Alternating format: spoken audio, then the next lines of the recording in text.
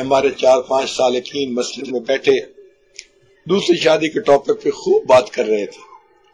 ہمارے امام صاحب بڑے نیک آدمی تھے ماشاءاللہ، وہ بھی ان کے ساتھ اس ڈسکشن میں بیٹھے ہوئے تھے. اللہ کی شان اوپر سے میں پہنچ گیا تو مجھے دیکھ کے سب چپ ہو گئے، مگر ایک دوسرے کو بڑی معنی خیز نظروں سے دیکھ بھی رہے تھے. میں وہاں گیا، سلام کیا اور میں بھی جا کے قریب بیٹھ گیا. اب وہ امام صاحب کو بار بار دیکھ رہے ہیں، یہ بھی دیکھ رہا ہے، وہ بھی دیکھ رہا ہے، وہ بھی دیکھ رہا ہے. اصل میں ان کی بات طے یہ ہوئی تھی کہ جب دوسری شادی سنت ہے تو امام صاحب کو وہ کہہ رہے تھے کہ آپ حضرت صاحب سے بات کریں نا کہ ہمیں بھی دوسری شادی کی اجازت ملے.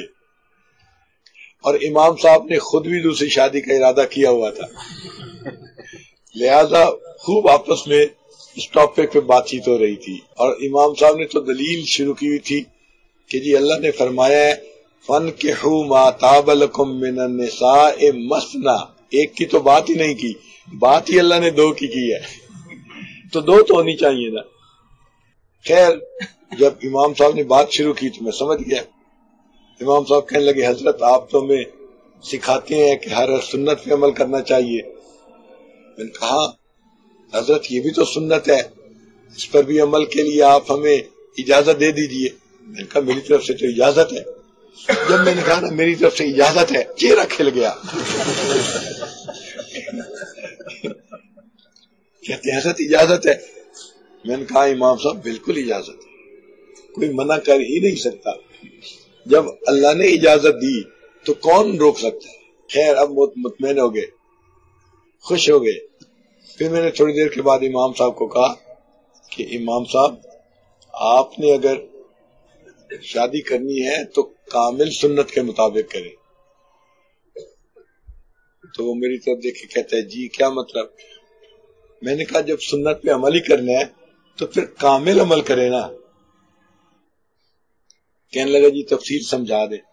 میں نے کہا تفصیل یہ ہے کہ نبی علیہ الصلوۃ والسلام کی جو پہلی شادی ہوئی تھی تو وہ ایک ایسی عورت سے ہوئی خدیجۃ الکبریٰ رضی اللہ تعالیٰ عنہا، جن کو 2 پہلے مردوں سے الگ ہو چکی تھی، یعنی ان کی وفات ہو گئی یا طلاق ہو گئی، جو بھی ہوا 2 خاوند سے الگ ہو چکی تھی اور عمر میں 15 سال بڑی بھی تھی. تو آپ بھی کامل سنت پہ عمل کریں. دوسری بیوی ڈھونڈنی ہے تو ایسی ڈھونڈیں جو پہلے 2 مردوں کے ساتھ وقت گزار چکی ہو اور آپ سے عمر میں 15 سال بھی بڑی ہو. اب امام صاحب نے تو اپنی شاگردہ کے بارے میں ذہن بنایا ہوا تھا جو ان کے پاس حفظ کرتی تھی اور اس کی عمر ہی 15 سال تھی. اب جب میں نے یہ کہا تو خاموش ہو گئے، بات آئی گئی ہو گئی.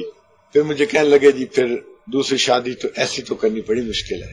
میں کہا اگر مشکل ہے تو نہ کریں، کوئی آپ کو مجبور تو نہیں کر رہا. خیر ہم نے پھر نماز کا وقت ہو گیا، نماز پڑھی. اگلے دن جب میں فجر کے لیے آیا تو امام صاحب نے فجر پڑھائی.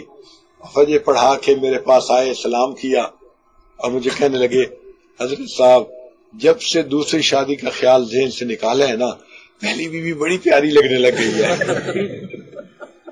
اور یہ فطرت ہے، یہ خیال انسان ذہن سے نکال دے تو جو بیوی ہوتی ہے وہی بہت اچھی لگتی ہے، وہی پیاری لگتی ہے. تو بھائی حقوق کا ادا کرنا یہ ضروری ہے، ورنہ قیامت کے دن قط بنے گی بندے کی اگر اس نے برابری نہ کی ہوگی. اور بیویوں سے اس وقت توقع مت رکھنا کہ وہ ہمیں معاف کر دیں گی. جس جگہ پر ماں بندے کو ایک نیکی نہیں دے گی جس کی اتنی شفقت اتنی محبت ہے تو بیوی کی محبت تو ذرا اور طرح کی ہوتی ہے. اس لیے ہم یہ کہتے ہیں کہ جنہوں نے دین کا کام کرنا ہے، علم پڑھنا ہے، علم پڑھانا ہے، وہ ان چکروں میں نہ پڑیں، وہ علم کے کام میں لگے رہیں اور اپنی ضرورت کے لیے ایک شادی کریں، کافی ہے. ہاں کوئی میڈیکل ریزن ہے، کوئی اور ایسی بات ہے تو وہ الگ چیز ہے، وہ استثناء ہے، شریعت نے کیا ہوا ہے.